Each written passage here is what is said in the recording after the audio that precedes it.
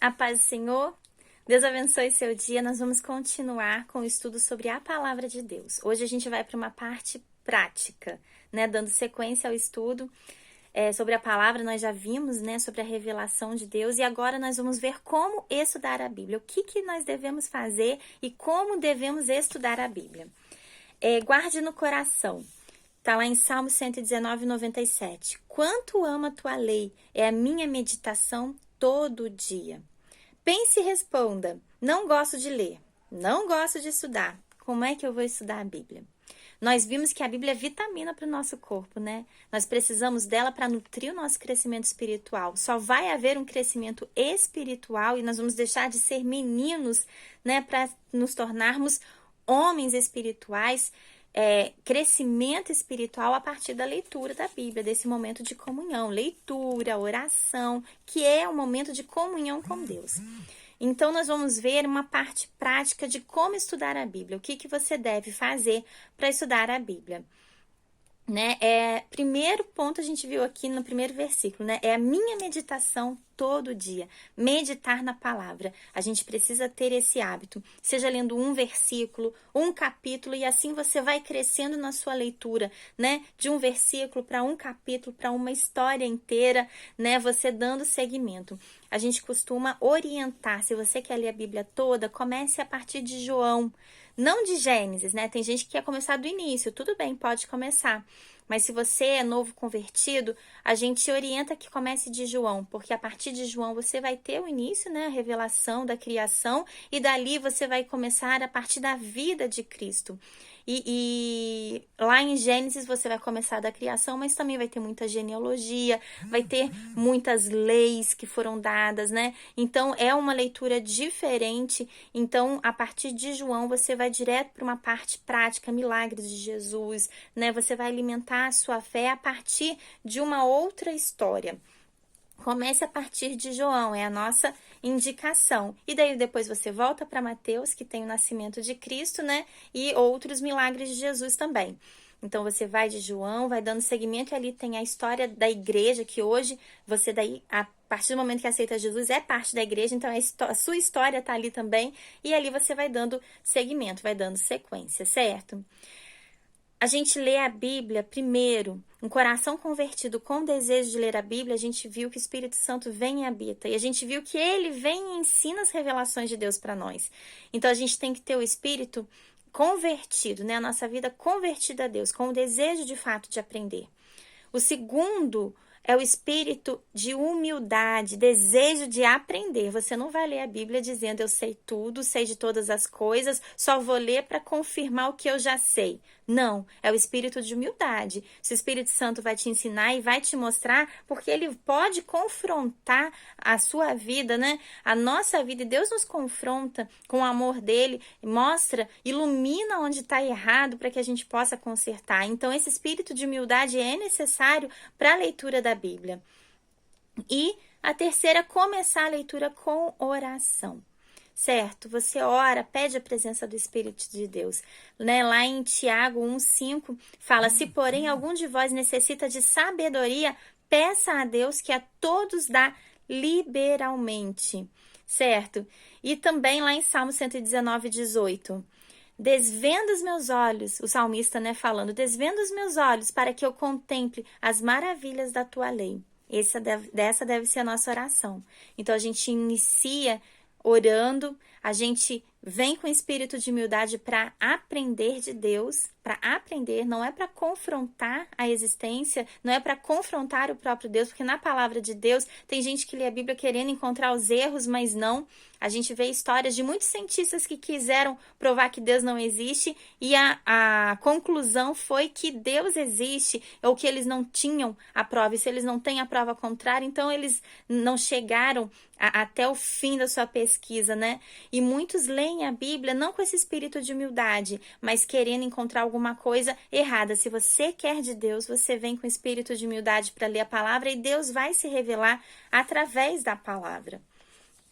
Escolha um horário certo, né? A gente dá essa orientação sempre. Escolha um horário certo, um lugar certo. Pode ser de manhã, à tarde, à noite. Nós vimos vários textos da Bíblia de salmistas que procuraram a Deus em vários momentos do dia, né? A gente tem ali o profeta Daniel, que ele buscava a Deus 3 vezes ao dia, de manhã, de tarde, de noite, né? A gente vê salmistas que procuravam a Deus de madrugada. O próprio Jesus, ele orava durante a madrugada, né? Então, escolha o horário que é melhor para você, o horário da leitura, para se concentrar. Não adianta ler a Bíblia, né, passando um filme na frente, que você não vai poder tirar as maravilhas que estão ali dentro. Vai ser uma leitura só com os olhos. Então, escolha o horário certo e escolha o ambiente certo, né?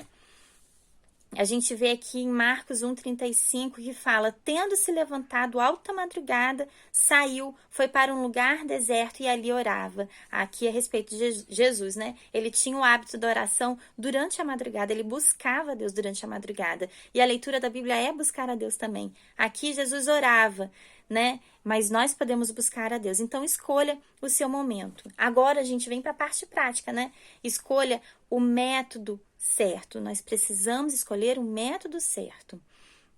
Nós vamos pegar um texto aqui, um versículo, só para nos guiar neste momento, para que a gente possa ter o exemplo de como fazer a leitura. Então, nós vamos lá para Salmo 119, 11.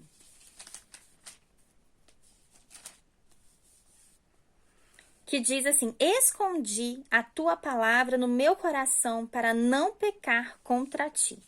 Então, a gente vai ter aqui, olha, o método de observação, certo? A gente vai observar esse texto e a gente vai responder algumas perguntas antes da gente poder, para poder fazer um entendimento, para chegar ao entendimento. Então, o primeiro ponto, nós observamos, nós lemos e nós vamos responder. Quais as perguntas? Quem? Então, a gente vê aqui: escondi a tua palavra no meu coração para não pecar contra ti. Quem escondeu a palavra no coração? Nesse caso aqui, é o salmista. Mas também a resposta pode ser: eu escondi. Se é uma prática que eu quero ter na minha vida, eu devo esconder. O que ele faz? Ele esconde, ele guarda a palavra no coração. Aonde? No coração. O que ele guarda? A palavra de Deus. E para que ele guarda? Para não pecar. Contra quem? Contra Deus. Então, você vai responder algumas perguntas para você poder, ajuda a decorar, né? E 2, ajuda a entender. Então, a gente vê aqui: escondi a tua palavra no meu coração para não pecar contra ti. Quem é o sujeito? Eu, salmista. O que ele faz? Esconde a palavra no coração. Para quê? Para não pecar. Contra quem? Contra Deus. Então, são perguntas. Então, essa aqui é o método da observação. É um dos métodos para que você possa ler e estudar. Então, você vai pegar o texto e vai responder essas perguntas, e isso vai fixar a história, a leitura no seu coração. O segundo método, certo? É o método da interpretação. Primeiro ponto que a gente deve falar aqui, olha: texto sem contexto é pretexto. Então, a gente não vai interpretar nenhum versículo solto da Bíblia. A gente vai ler o contexto daquele versículo para que a gente possa fazer a aplicação correta. Texto sem contexto é pretexto, né? Pretexto para quê? Para errar, para pecar e para usar e utilizar de má forma a palavra de Deus. Então, a gente vem para a interpretação. Você vai procurar entender o que leu, né, esclarecer o texto e descobrir o sentido de tudo que observou. Ainda naquele texto de Salmo 119, 11, né? Nós vamos treinar. Então, o que você vai ler? Escondi a tua palavra no meu coração para não pecar contra ti. A interpretação é essa. O que o texto está dizendo? O texto está dizendo que o salmista, ele guardou a palavra no coração para não pecar contra Deus. O que eu posso tirar desse texto? Eu posso tirar que eu devo guardar, que eu devo ler, que eu devo meditar na palavra para que eu não venha pecar contra o Senhor. Certo? Então, essa é a interpretação que a gente tem. O terceiro é a correlação. O que é a correlação? Você vai procurar outros textos que se relacionem com esse texto lido. E isso vai ampliar o seu entendimento a respeito desse assunto e também na palavra de Deus. Geralmente é assim, olha, vou mostrar para você ver. Tá vendo aqui no meio da Bíblia tem uma chave bíblica, certo? Então, em cima do versículo vai ter um número, e esse número vai te reportar a essa chave bíblica. E nessa chave bíblica aqui, então vai ter um outro versículo que vai estar relacionado a este assunto. Existe um livro chamado Chave Bíblica, também, que ele é separado por assuntos. Então, nesse livro, que é uma chave bíblica, todos os assuntos da Bíblia estão separados e ali ele vem com todos os versículos relacionados àquele assunto. É um bom material para você ter em casa, se você puder, certo? Porque vai te ajudar. Se você quiser estudar sobre um assunto específico, lá vai estar escrito um exemplo, um assunto. Eu quero me aprofundar sobre fé. Você vai encontrar fé, como se fosse, né, um dicionáriozinho. Você vai encontrar ali o nome fé e ali vai estar listado todos os versículos da Bíblia que tem a palavra fé, para que você possa, então, se aprofundar. Mas se você não tem condições, as Bíblias, elas vêm. Se não tiver aqui no meio, como a minha, vai estar embaixo, certo? Então, nós vamos ver, neste meu texto, tem aqui o númerozinho 2. Ó, escondi a tua palavra no meu coração. Em cima do no meu coração tem o númerozinho 2, que me reporta para Lucas 2, 18. Vamos ver aqui.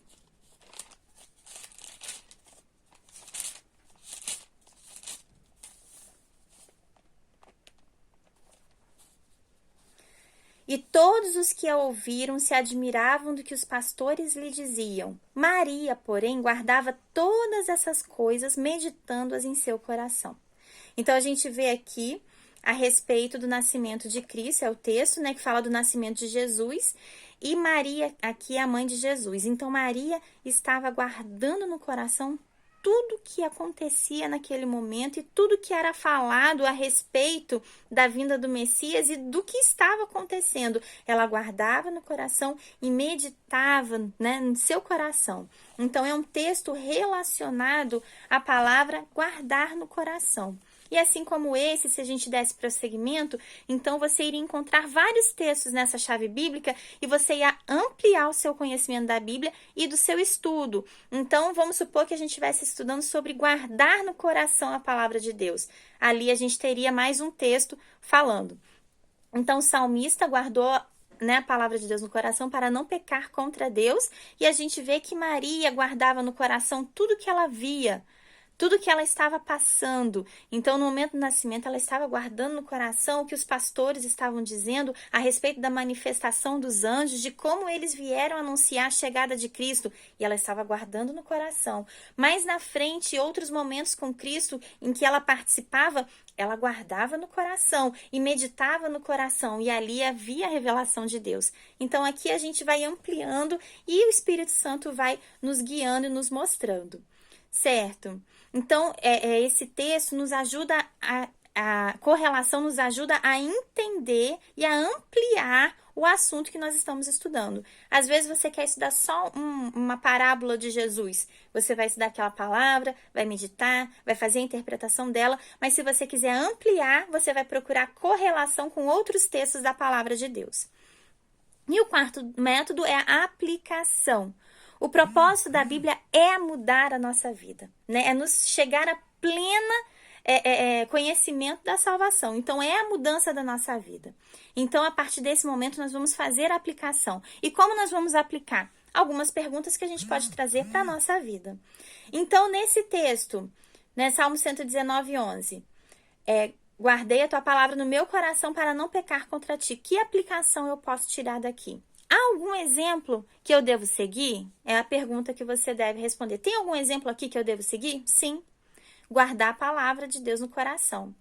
Há alguma ordem que eu devo obedecer? Não, aqui não é uma ordem, é um exemplo.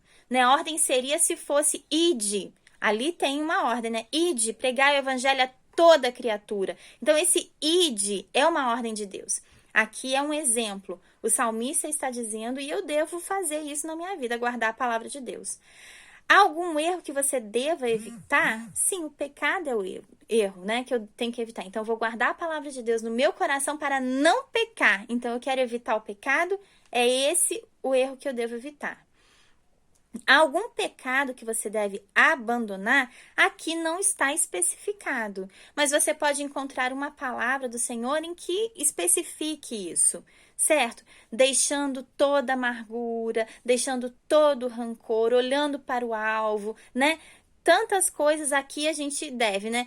Quando a gente lê ali os frutos em Gálatas, né? Os frutos do Espírito e os frutos da carne são pecados que eu devo evitar. Então, a partir do momento que eu leio esse texto, eu começo a identificar o que eu não devo ter na minha vida e o que eu devo ter na minha vida.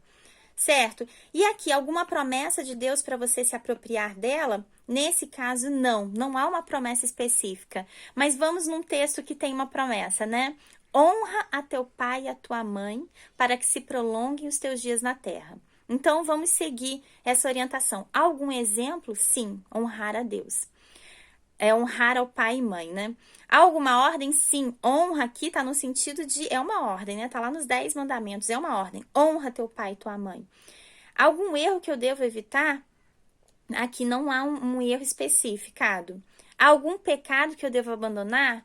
Não há algum pecado especificado, mas o contrário de honrar, o desonrar seria o pecado, né?